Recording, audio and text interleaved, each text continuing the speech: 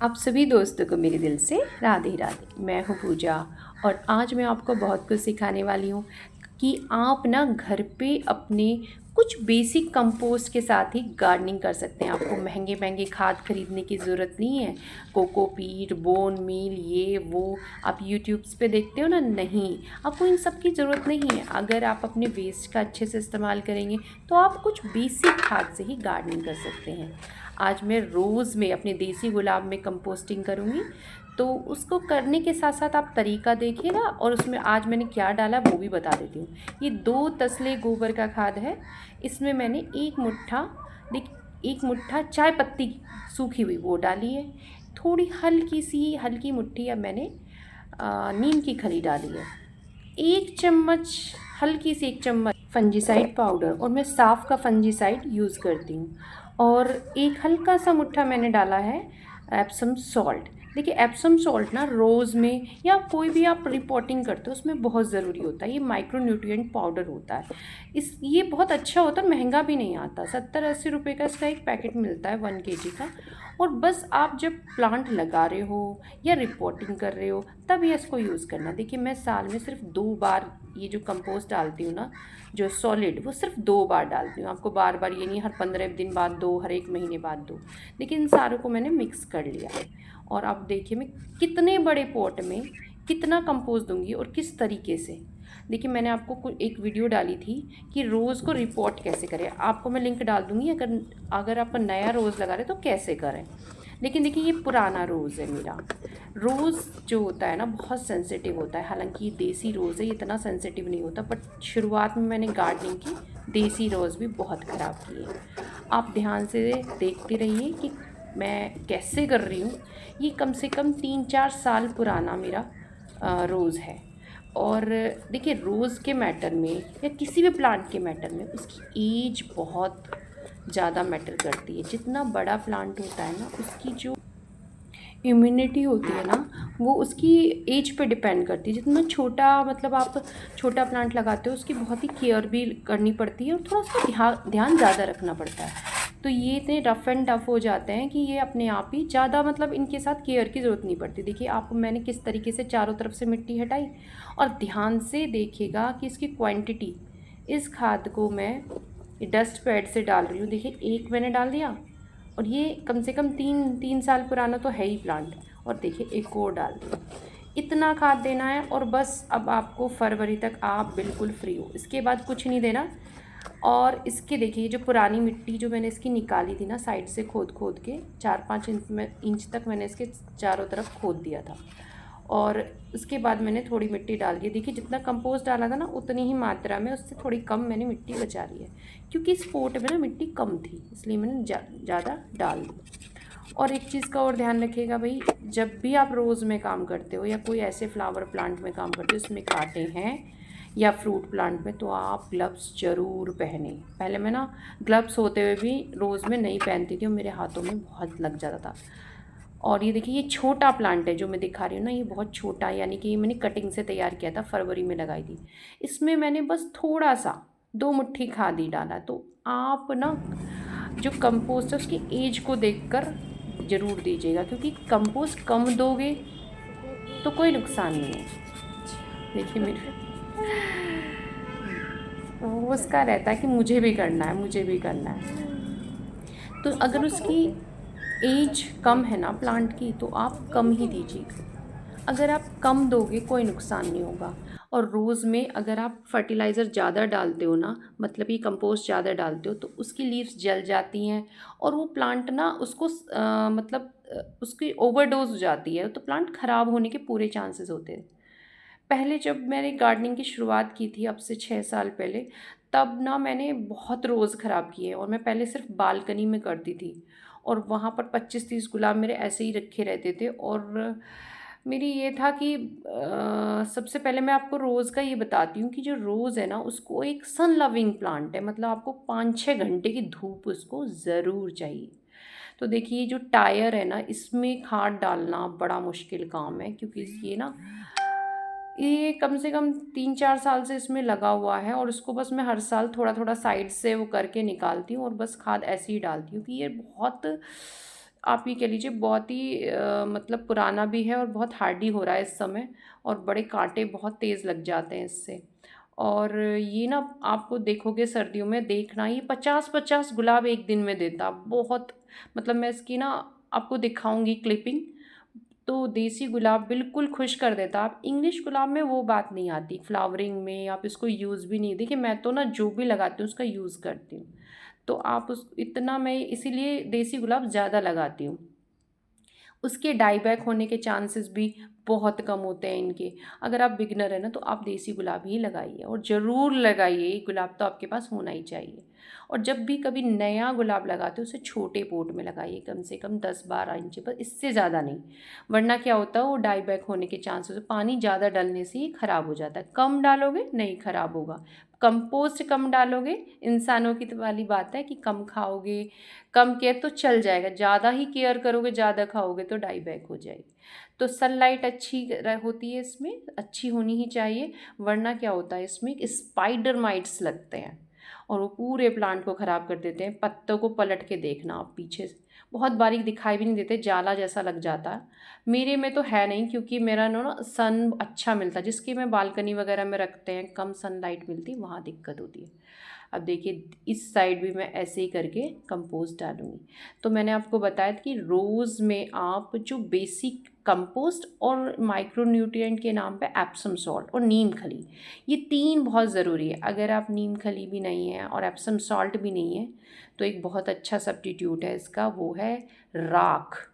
राख जो गोबर के उपलों की राख होती है, या फिर आपको जो लकड़ी की राख होती है वो मिल जाए तो गोबर खाद में वो मिला के डाल दीजिए आप, कोई दिक्कत नहीं, उससे भी बहुत अच्छा चलता है। लेकिन राख यहाँ सिटीज़ में मिलना बड़ा मुश्किल होता है, इसलिए कभी कभी मैं लकड़ियाँ खरीद कर या इधर उधर से या अपने गार्डन की ही लकड़ियाँ जो निकलती हैं उनको सुखा कर मैं चूल्हा रख लेती हूँ। जो वो राख होती है उसका मैं अपने गार्डन में यूज़ करती हूँ। जैसे नवरात्रों में निकली है तो एक एक चम्मच हर रोज़ प्लांट में, अपने फ्लावर मतलब फ्रूटिंग फ्लावर सब में डाल दीजिए, क्योंकि उसमें पोटास भी होता है, फंजीसाइड का भी वो काम करती है।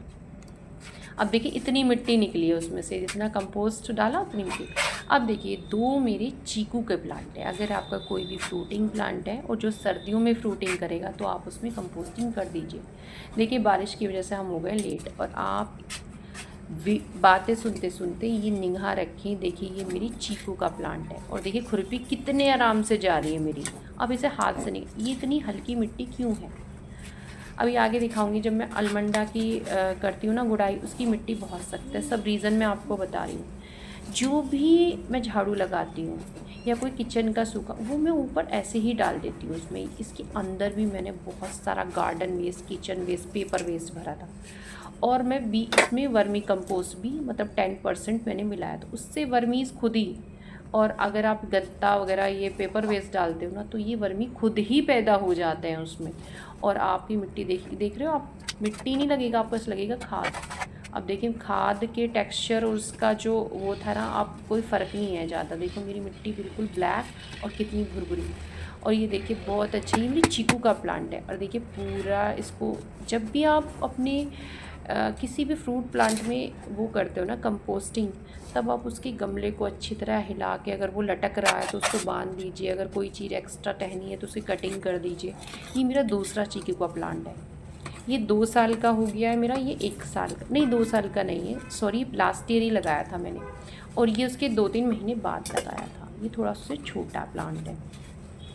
अब देखिए एक साइड को लटक रहा था, अब इसको मैं क्या करती हूँ, देखिए गुड़ाई करके, और वो बड़ा प्लांट था तो उसमें मैंने ज़्यादा कंपोस्ट दिया है। ये छोटा प्लांट है, मैं इसमें कम कंपोस्ट डालूँगी और इसको सही करूँगी सीधा। जैसे ये तिरछा हो रहा है ना, उसको सीधा करूँगी। और सीधा किस चीज़ से करूँगी, देखिए मैं अपने यहाँ जितने भी जो नारियल हम पीते हैं ना, कोकोनट या सूखे हों या जो पानी वाले होते हैं, सबको, यहाँ तक कि देखिए दिया निकाला मैंने, सबको मैं इसमें डालती हूँ। क्यों?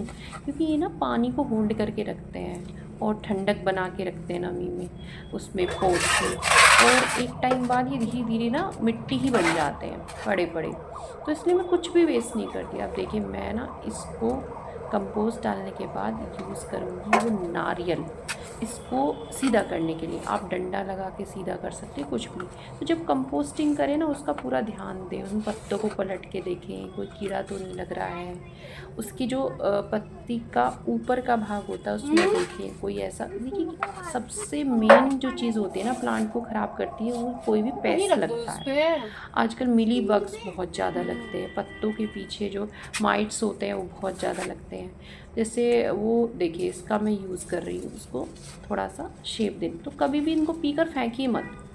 पता है ये पड़े पड़े अपने आप ही डिकम्पोज होने लगते हैं। बहुत सारे जो वर्मीज़, बहुत छोटे छोटे कीड़े होते हैं वो उन्हें खाते हैं और आपको कंपोस्ट बदलते हैं। आपकी मिट्टी में कंपोस्ट अपने आप ही नेचुरल जो उनका वेस्ट होता है वो कंपोस्ट बन जाता है।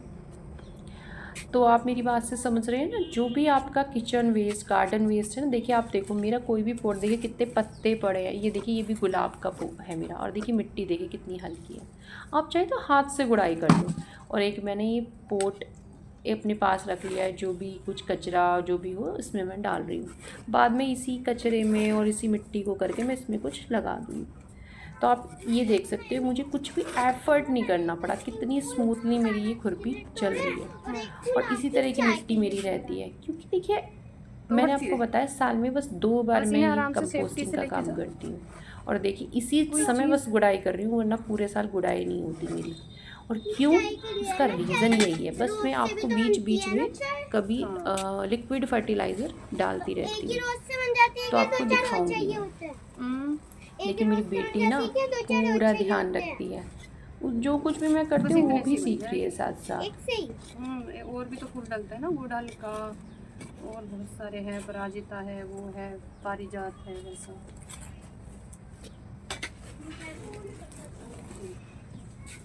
तो मैंने आपको बताया कि आप सिर्फ गोबर की खाद और राख से भी शुरुआत कर सकते हो, ये बहुत अच्छा काम करती है।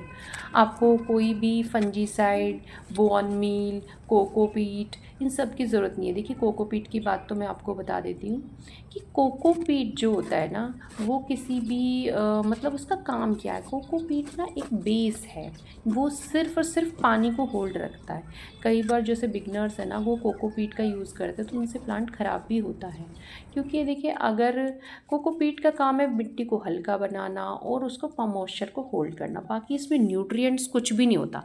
उसकी जगह अगर आप सूखे पत्तों का इस्तेमाल करें, किचन वेस्ट, गार्डन वेस्ट, और जो भूसी होती है ना चावल की, वो देखिए मुझे तो आज तक मिली नहीं, मैंने कभी यूज़ भी नहीं की। बट हाँ ये बात है कि वो बहुत, उसमें न्यूट्रिएंट बहुत होता है और वो एक टाइम बाद ना डिकम्पोज हो जाती है और अच्छी मिट्टी कर देती है। तो भाई मैं तो ऐसा करती हूँ, अगर मेरे घर में कोई दाल ख़राब हो रही है, चावल ख़राब हो रहे हैं, कुछ भी, वो भी मैं प्लांट में सीधे डाल देती हूँ। क्योंकि वो इतनी वो होते हैं ना वर्मी, सब खा देते हैं और बिल्कुल इतनी अच्छी भुरभुरी मिट्टी कर देते हैं ना। तो आप कुछ भी फेंकिए मत। आपकी आटा ख़राब हो रहा है, कुछ भी ख़राब हो रहा है, बट उनको कैसे यूज़ करना है तो आप मुझे फॉलो करते रहिए। जो जो मैं डालती रहूँगी आपको सब दिखाऊँगी। अब देखिए मैं आ गई हूँ अलमंडा में। अब मैंने सोचा थोड़ा सा कंपोस्ट बच गया था। अब आप ध्यान से देखिए मेरी खुरपी, मुझे कितना एफ़र्ट लगाना पड़ रहा है। इसकी मिट्टी बहुत सख्त हो रही है। इसका रीज़न जानते हैं? सबसे पहले तो ये कि देखिए पॉट छोटे थे, मैंने इसमें कोई भी ना किचन वेस्ट, गार्डन वेस्ट कुछ भी नहीं डाला, तो मिट्टी खाद नॉर्मली वही है। दूसरा, इसमें ना पानी, अलमंडा को पानी बहुत चाहिए, मतलब अच्छा बरसात में ही सबसे अच्छी फ्लावरिंग करता है। तो बीच में मैंने जो ना पानी कम हो गया था, मेरा लापरवाही हो रही थी, तो ये ना थोड़ा स्ट्रेस में आ गया था मैं ना। अब देखिए मैंने डंडा लगा के ना इसको खड़ा किया था, बट अब इसे ज़रूरत नहीं, बहुत लंबा हो रहा है। और आज जो मैं वॉइस ओवर कर रही हूँ ये कल की क्लिपिंग है, कल शाम मैंने काम किया था। तो आज मैंने सुबह देखा, मैंने रिकॉर्ड ही नहीं कर पाई आज। तो इतना सुंदर, और कम से कम 7-8 फ्लावर इस पे आज थे। और उस पे तो देखिए मैंने अब पहले मैंने इसको डाल दिया है और अब मैं आ गई येलो वाले पे। वो पर्पल वाला था, जितनी भी एक्स्ट्रा आप इसकी ज़रूरत नहीं है उसको हटा दीजिए।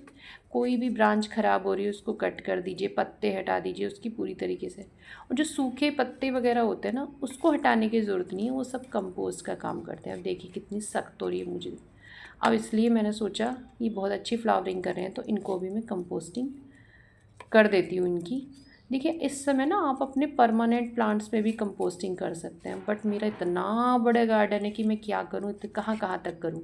तो मैं सिर्फ साल में एक बार ही, गुड़हल में एक बार ही कंपोस्टिंग करती हूँ, फरवरी में। देखिए अब क्योंकि वो रेस्ट करेंगे अब तो सर्दी में, तो फिर कंपोस्टिंग करने का कोई फ़ायदा नहीं है। तो भाई थोड़ा स्मार्टली भी काम करना पड़ता है।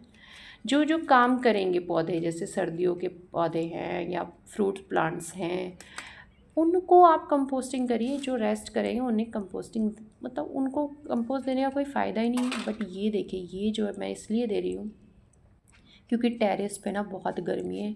अक्टूबर में भी ऐसा हो रहा है जैसे जून की गर्मी हो। तो इन्फॉर्मेशन अगर आपको पसंद आई हो तो वीडियो को लाइक ज़रूर कीजिएगा, शेयर कीजिएगा। जो गार्डनिंग के शौकीन हैं शेयर ज़रूर कीजिएगा। देखिए सब्सक्राइबर तो जब ही बढ़ेंगे ना, आप मेरे रियल सपोर्टर हो। और लास्ट में राधे राधे।